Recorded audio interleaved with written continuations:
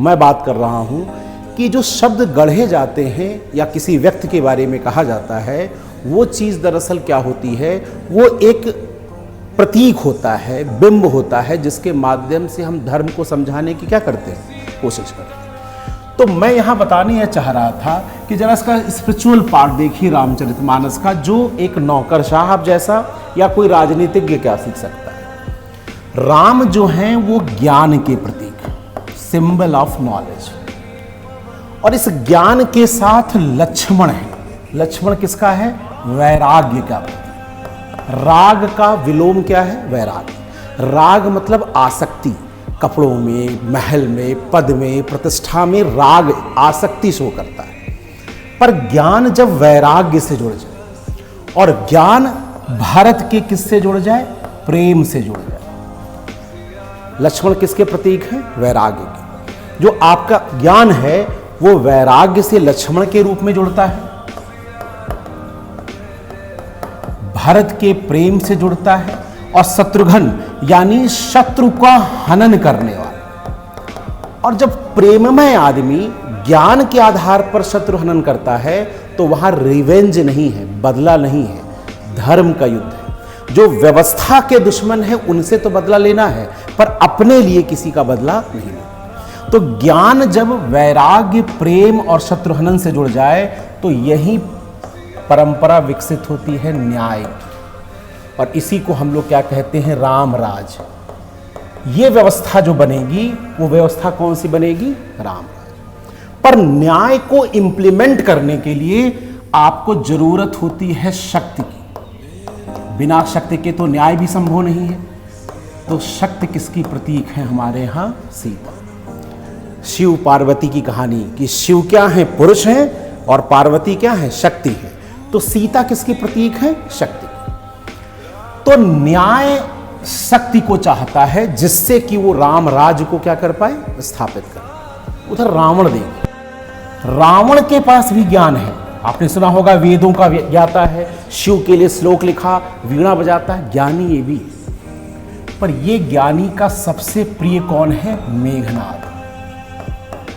और मेघनाद जो है किसका प्रतीक है? काम का। हमारे यहाँ किसका बिंब माना गया है? काम। काम का मतलब आप सेक्स यस के सेंस मत लीजिए। भारतीय परंपरा में जो काम है वो प्रतीक है इच्छा का, डिजायर का। ज्ञान जब इच्छा से जुड़ जाए, व्यक्ति की इच्छा से जुड़ जाए, तो जब ज्ञान वैराग्य से जुड़ जाए, अनासक्ति, जिसको गीता में क्या कहा गया है? अनासक्ति।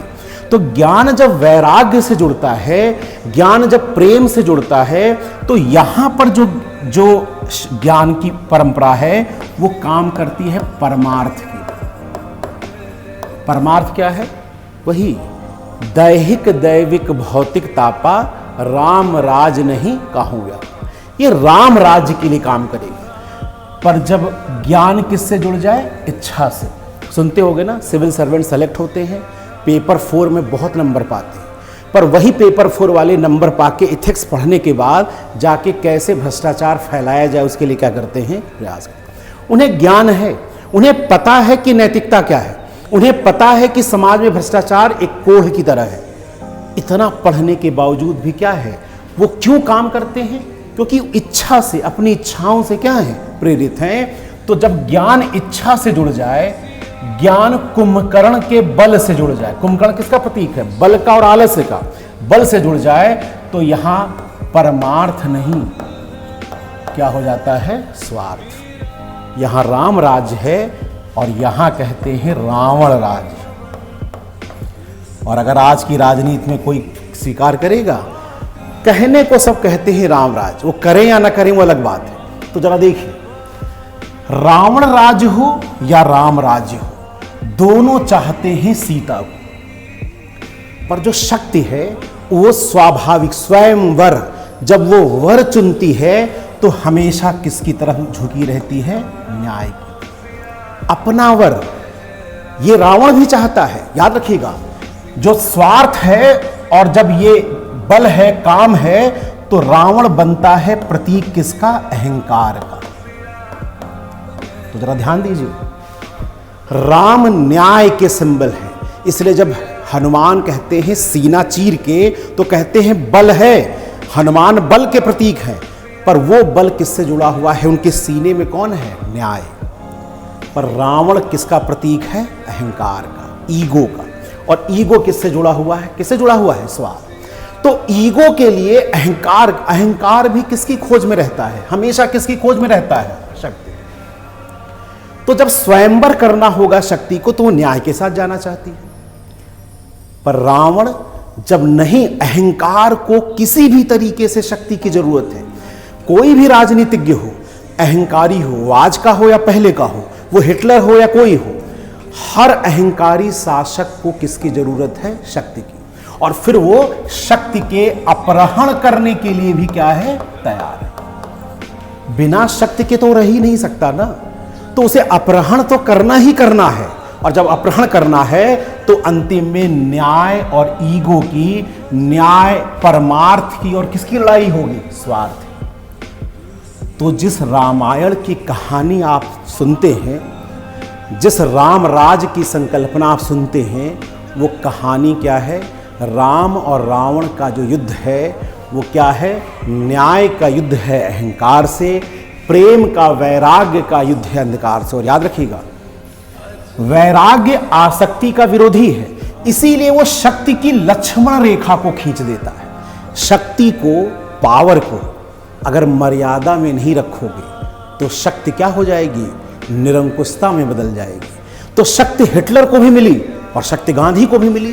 गांधी ने अपनी शक्ति को किसमें रखा? मर्यादा में। पर हिटलर ने अपनी मर्यादा, शक्ति की मर्यादा, और जैसे ही शक्ति मर्यादा को, लक्ष्मण रेखा को क्रॉस करेगी, शक्ति अहंकार से जुड़ जाएगी। और जब अहंकार से जुड़ जाएगी तो शक्ति का उपयोग नहीं बल्कि क्या होगा? दुरुपयोग। इसीलिए याद रखिएगा, जब राम विजय प्राप्त करते हैं रावण को, यानी ज्ञान विजय प्राप्त करता है अहंकार में, तो शक्ति ज्ञान के पास आती है।